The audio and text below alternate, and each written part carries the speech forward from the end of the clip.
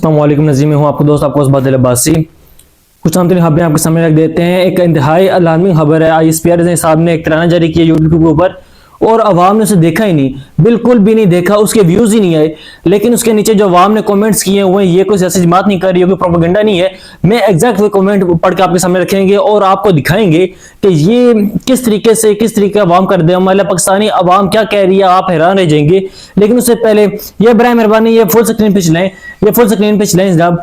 ये बकायदा से एक मिल के बाहर ये इश्तहार लगा है और इश्तहार ये लगा है कि इतलाए आम तमाम मुलाजमीन वर्कर्स को मतलब किया जाता है कि कंपनी कई सालों से अच्छे तरीके से काम कर रही थी, मौजूदा हालात सबके सामने हैं, काटन नहीं मिल रही और जो माल बन रहा है वो फरोख्त नहीं हो रहा, यानी सारा माल जमा होता जा रहा है। ऐसे हालात में मिल का चलना मुश्किल है। लिहाजा अफसोस के साथ कंपनी ने फैसला किया है कि यूनिट नंबर 2 के मुलाजमीन को 1 माह का टाइम दिया जाता है ताकि आप लोग अपने लिए काम का बंदोबस्त कर सके। हमें आपको निकालना होगा। नोटिस 15 मार्च 2024 आप सबका नौकरी का आखिरी दिन होगा, यानी आज से चंद दिन पहले ये नोटिस सर्व किया गया। ये एक मिल के बाहर नोटिस लगा हुआ है। अंदाजा लगा लें, जिन घर जो चूल्हे जलते थे सैकड़ों लोगों के, उन्हें नोटिस मिल चुका है कि सिर्फ 30 दिन है। आप वो अपने बच्चों को क्या कहेंगे, कैसे तसल्ली देंगे, कैसे दिलासा देंगे, ये आप महसूस कर सकते हैं। दूसरी तरफ ये वीडियो चलाएं जी, ये अखबार के साथ बकायदा से आज कॉपी छप के आई है। ये पहले वीडियो चलाएं, ये सब देखिए खड्डे, ये गड्ढे जो के साथ लगे, ये देखें।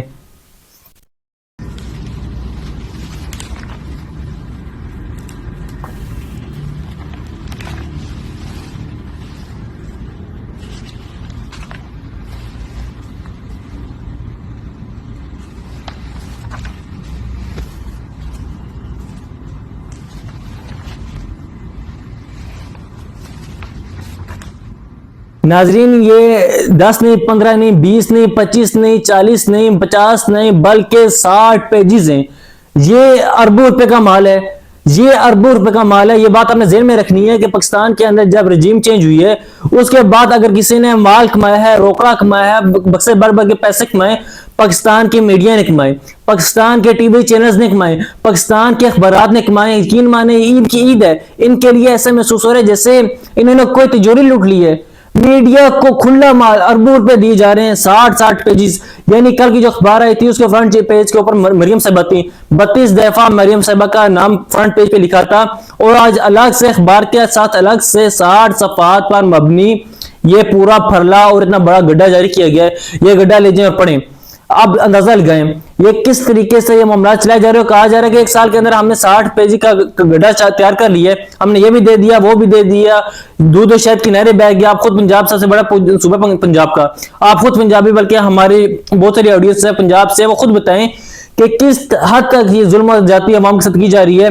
ये रऊफ हसन साहब ने इसके ऊपर कमेंट किया और वो कह रहे हैं कि जनाब ये बिल्कुल एक बदनुमा चेहरा है, ये बदबूदार चेहरा है, वो जो कि रिफ्लेक्ट करे कि किस तरीके से पेड कंटेंट न्यूज़पेपर्स को दिया जा रहा है। On ground even there cycle rent paint is washed away, ये जो सर के ऊपर जो इनके रिंदा मरवाया था, पेंट मरवाया था, वो सारा बह गया है। लेकिन उसके बावजूद ये 60 पेजेस का यानी इतने बड़े गड्ढा जारी किया जा रहा है। और ये सारे वो मंसूबे जो उस्मान बुज़दार ने छोड़ के दिए थे, जो उस्मान बुज़दार एक नलायक बंदा था, लेकिन उसकी नलायकी से बड़ी क्या नलायकी थी, ये खान साहब खुद ये कहते थे कि इस बंदे को तशहीर करनी भी नहीं आती। इस बंदे को कम से कम ये आखिरी टाइम बता देता है, उस्मान बुज़दार जो आज छुप रहा है, कम से कम बता देता कि मेरे मंसूबे आज भी खड़ा हो जाए। लेकिन वो बंदा बोल नहीं रहा। ये अलीना शबीर साहब को सुने, उनका ये कहना है कि तमाम तरह बुज़दार साहब के टाइम में शुरू हुए थे। ये सुन लें।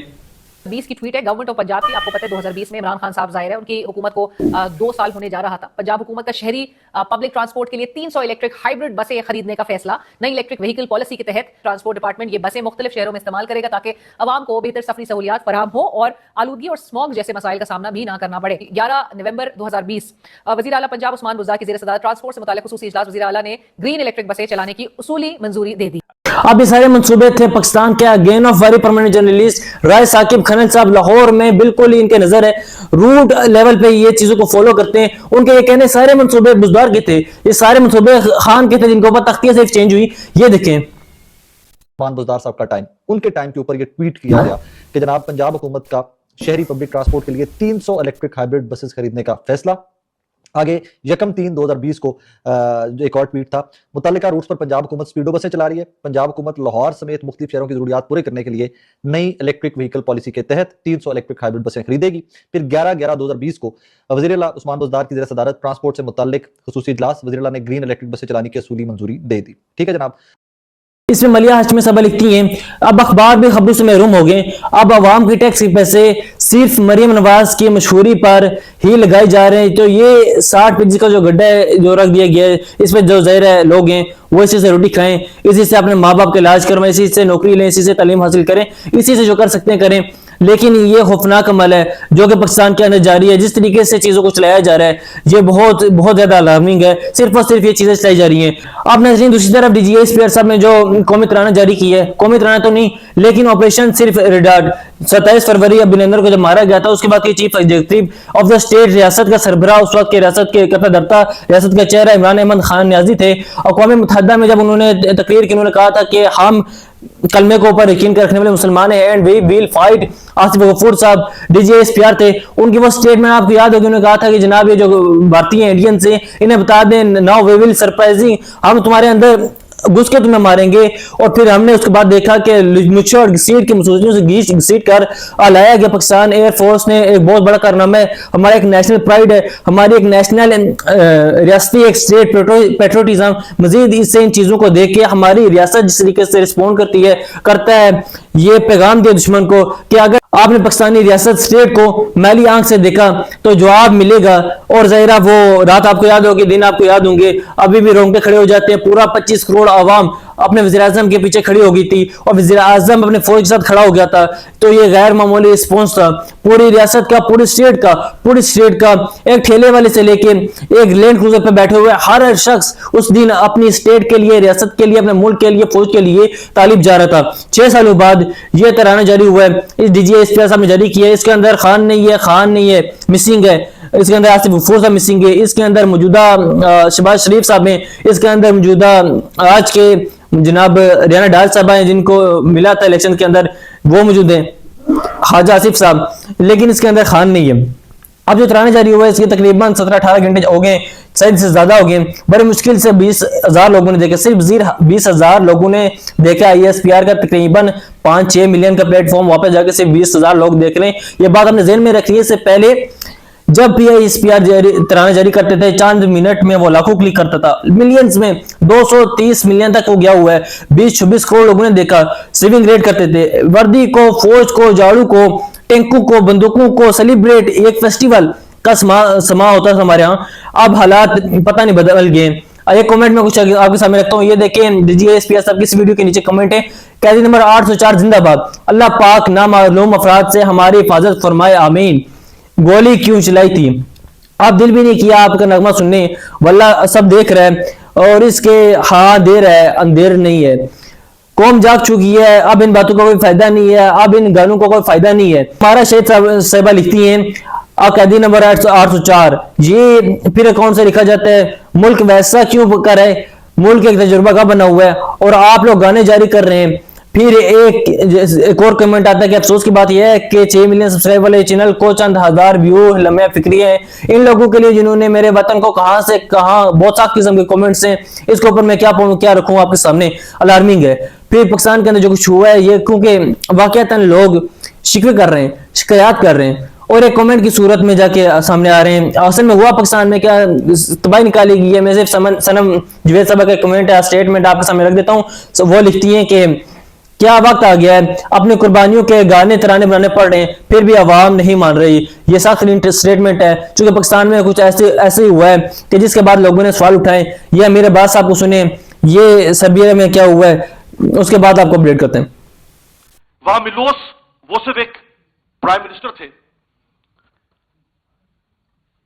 लोग, अवाम, ऑपोजिशन, वुकला, सिविल सोसाइटी, मीडिया उस हुकूमत और हुक्मरान की पॉलिसीज के खिलाफ खड़े हो गए। 3 हफ्ते पहले जुर्रत नहीं हो सकी मिलोस वोसेविक को, ये यूरोप का को बहुत, वेस्टर्न यूरोप का को बहुत मिसाली मुल्क नहीं है। ये वेस्टर्न यूरोप का वैसा मुल्क है जैसे एशिया का पाकिस्तान है कि वो दफा 144 लगाए वो गोली चलाए, वो वहां के मीडिया या वहां के सोशल मीडिया की जुबान बंद करने के लिए वहां पीका जैसा ड्रैकोनियन लॉ लाए। वो इतना बाशर्म वज़ीर आज़म था, उसने रिजाइन कर दिया। नाजरीन, इस्लामाबाद में एक बड़ी बैठक है। ये तरीके तहफ़्फ़ुज़ आइन पाकिस्तान के सबसे बड़ी बैठक इन पॉलिटिकल अलायंस है। पाकिस्तान के तमाम तरह मुकातबे फिक्र के लोग इस्लामाबाद में मौजूद है। ज़िला इस्लामाबाद में 3 मुकाम तब्दील किए गए, चौथे मुकाम पर जाके ये हो रहा है। महमूद खान चकजई ने कुछ गुफ्तगू की है, वो सुने। 1 नहीं 2 नहीं 3 नहीं 4 नहीं, दर्जनों लोगों को 70 करोड़ 80 करोड़ 90 करोड़ रुपए कहां से? From where this money comes? ये खजाना किसके पास है? और फिर आपने जो फलसफा बना दिया है, जो बिकता है उसे डिक्लेयर कर दिया अपने वफादार, जो पैसे लेता है, जमीर बेचता है, दूसरों को खरीदता है, दूसरों को वो करते हैं, उसको आप वफादार डिक्लेयर कर रहे हैं। और जो जमीर नहीं बेचता, गरीब आदमी, उसको आप खींचते हैं, जेल में डालते हैं। पागलों की दुनिया बन गई है। दुनिया में ये सारे पढ़े लिखे, दुनिया में अपने बच्चों को लोग हुर्रियत बताते हैं, हुर्रियत के रास्ते पे। यहाँ हुर्रियत को कूटा जा रहा है, यहाँ हुर्रियत के मैनी के यहाँ बहनें बेटी हुई हैं, बच्चों के कपड़े उतारते हैं। इसी दौरान हक्कान अब्बासी साहब ने भी कहा है, उन्होंने कहा है कि जनाब एक ऐसी सुप्रीम कोर्ट है, कैसी जमहूरियत है, एक ऐसे मामलात हैं जो पाकिस्तान के अंदर चल रहे हैं। पाकिस्तान के सहाफ़ी पहुंचे, पाकिस्तान के यूट्यूबर, ओवरसीज पाकिस्तानीज, ये लिहाजा 2 दिनों की कॉन्फ्रेंस है, ये लंबी चलेगी। लेट्स सी कल इसका फाइनल कंक्लूजन क्या निकलता है, लेकिन बड़ी मैसिव डेवलपमेंट है। 70 साल तरीका सबसे बड़ा ग्रैंड पॉलिटिकल अलायंस, बल्कि पाकिस्तानी मुआशरे का अलायंस, पाकिस्तानी मुआशरा, पाकिस्तान का चेहरा असल में बैठ गया है। लेकिन 3 दफा जिन मुकामात को तब्दील करवाया गया, ये कौन था, कौन करवा रहा था, कौन तहफ़्फ़ुज़ आइन कॉन्स्टिट्यूशन पर इस्लामाबाद के सेंटर में बैठने नहीं दे रहा था, ये आप सवाल अपने ज़हन में रखिए। ख्याल रखिएगा। अल्लाह हाफिज़।